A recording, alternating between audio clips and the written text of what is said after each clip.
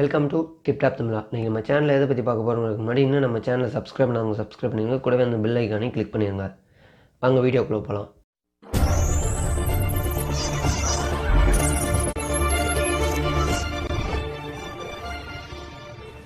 இன்றைக்கி நம்ம சேனலில் எதை பற்றி பார்க்க போகிறோம்னா, பேட்டா விசஸ் விஸ்வாசம் ரெண்டு படத்தில் எது நல்லா இருக்குது, எது ஆவரேஜான படம், எந்த படம் மொக்க, இந்த மாதிரி எல்லா கேள்விகளுக்கும் இன்றைக்கி நம்ம சேனலில் பதில் இருக்குது. அதை நீங்கள் தெரிஞ்சுக்கணுன்னா கடைசி வரைக்கும் இந்த வீடியோவை பாருங்கள். முதல்ல வந்து பேட்ட படத்தை பற்றி பார்க்க போகிறோம். பேட்ட படம், பேட்ட படத்தோட பாசிட்டிவ்னால் இந்த படத்தை நீங்கள் பார்த்தாலே தெரியும். ஒரு டைரக்டர் படம் எடுக்கிறதுக்கும் ஒரு ரசிகர் டைரக்டர் ஆகி படம் எடுக்கிறதுக்கும் இந்த படம் வந்து ஒரு உதாரணங்க. ஏன்னா ஒவ்வொரு சீனையும் ரசித்து எடுத்திருக்காரு. தலைவரோட ஃபேன்ஸ் தலைவரை எப்படி பார்க்கன்னு நினச்சிருப்பாங்களோ, கற்பனையில் வச்சுருப்பாங்களோ, அதை பூரா ஸ்க்ரீனில் காமிச்சிருக்காருன்னு தான் சொல்லணும். அது இந்த படத்தோட மிகப்பெரிய பலம்னே சொல்லலாம். ரெண்டாவது வந்து அனிருத்தோட மியூசிக். சும்மா ஒவ்வொரு இடத்துலையும் சும்மா விளாண்டுருக்காருங்க. ஏன்னா ஒரு ரசிகனும் டைரக்டரும் ரசிகர், மியூசிக் டைரக்டரும் தீவிர ரசிகர், சொல்லவா வேணும். சும்மா பிரித்து மேய்ஞ்சிருக்காங்க ரெண்டு பேரும். அடுத்தது வந்து இந்த படத்தோட நெகட்டிவ் பற்றி பார்க்க போகிறோம். நெகட்டிவ் ஒன்றே ஒன்று தாங்க எனக்கு தெரிஞ்சு, இந்த படம் கொஞ்சம் லென்த்தாக இருக்குன்னு தான் சொல்லணும். ஃபஸ்ட் ஹாஃப் சொல்ல வேண்டாம், வேறு லெவலு.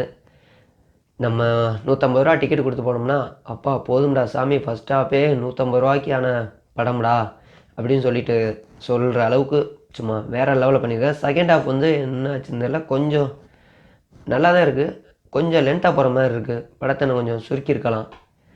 ஏன்னா இனி வரப்போகிற நாளில் வந்து தேட்ரு ஓனர்ஸ் வந்து கொஞ்சம் கம்மியாக இருக்கிற படத்தை தான் போட விரும்புவாங்க. ஏன்னா அது லென்த்து, கரண்ட் பில்லும் கூடும்.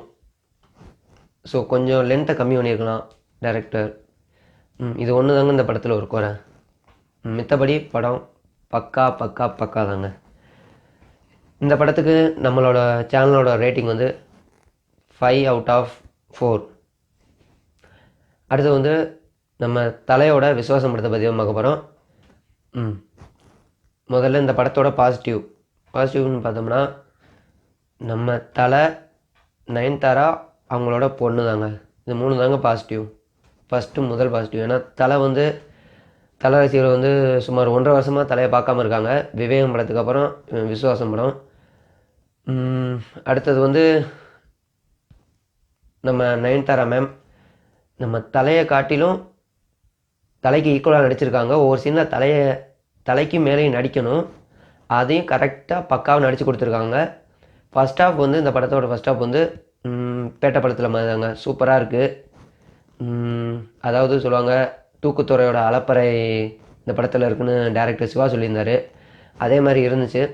செகண்ட் ஹாஃப் வந்து செகண்ட் ஹாஃப் ஆரம்பித்தோடனே கொஞ்சம் நேரத்துலேயே பக்கத்தில் இருக்கவங்களாம் அழுதுடுறாங்க. அவ்வளோ தூரம் கண்ணீர் வருது. ரொம்ப சென்டிமெண்ட்டாக கொண்டு போயிட்டார் சிவா. ஆஃப்டர் சிறுத்தை, அதுக்கப்புறம் இப்போ தான் சிவா இது சென்டிமெண்ட் இது பண்ணுறாரு. அதிலே பிடிச்சிட்டாரு எல்லோரும் மனசுலேயும். இப்போ அதுக்கப்புறம் இந்த படம் தாங்க ஒரு தந்தைக்கும் மகளுக்கும் உள்ள ரிலேஷன்ஷிப்பை விரிவாக சொல்லியிருக்காரு தான் சொல்லணும். அடுத்தது வந்து இந்த படத்தோட இன்னொரு பாசிட்டிவ், டைரக்டர் சிவா. தல ரசிகர்களுக்கெல்லாம் ஒரு கொண்டாட்டம் தாங்க. இதுக்கு முன்னாடி வந்த படமான விவேகம், அந்த படத்துக்கு இந்த படம் எவ்வளவோ பரவாயில்ல அப்படின்னு எல்லார் மனசுலையும் தோணியிருக்கு. இருந்தாலும் ரசிகர்கள் வந்து இன்னும் எதிர்பார்த்தாங்க. அதை சிவா வந்து பூர்த்தி செய்யலன்னு சொல்லணும். என்னன்னு தெரில, சிவா இவ்வளோ தான் முடியும்னு நினைக்கிறேன். இந்த மாதிரி கதையை தான் எடுக்க முடியும்னு நினைக்கிறோம். அடுத்த பாசிட்டிவான விஷயம் வந்து தலையோட நம்பிக்கை தாங்க.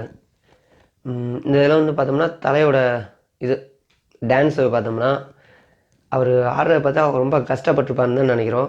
ஏன்னா தலை பெரும்பாலும் அவ்வளோதான் ஆட மாட்டார், அது எல்லாருக்கும் தெரிஞ்ச விஷயந்தான். ரொம்ப கஷ்டப்பட்டுருக்காருன்னு தான் தெரியுது. அதுவும் இந்த அடித்து தூக்கு சாங்லாம் ஆடியிருக்காரு, நல்லா ஆடியிருக்காரு.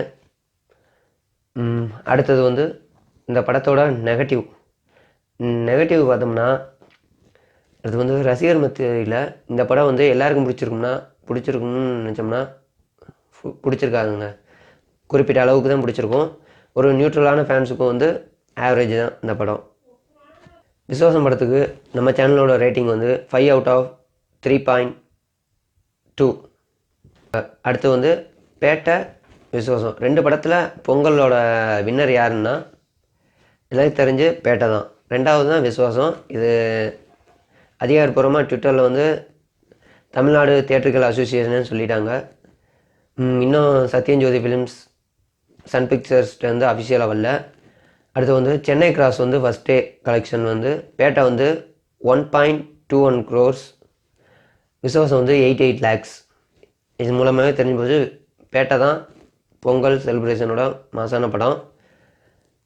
அடுத்து வந்து விஸ்வாசம் படத்தை வந்து அதுக்குன்னு கம்மியாக சொல்ல, குடும்பத்தோடு போனீங்கன்னா பக்கா என்டர்டெயின்மெண்ட் தாங்க விஸ்வாசம் படம். பேட்டை படமும் அதே மாதிரி தான், சும்மா பிரித்து விளாட்லாம். தலைவர் அவளை செம்மையாக காமிச்சிருக்காரு கார்த்திக் சுப்ராஜ் சார்.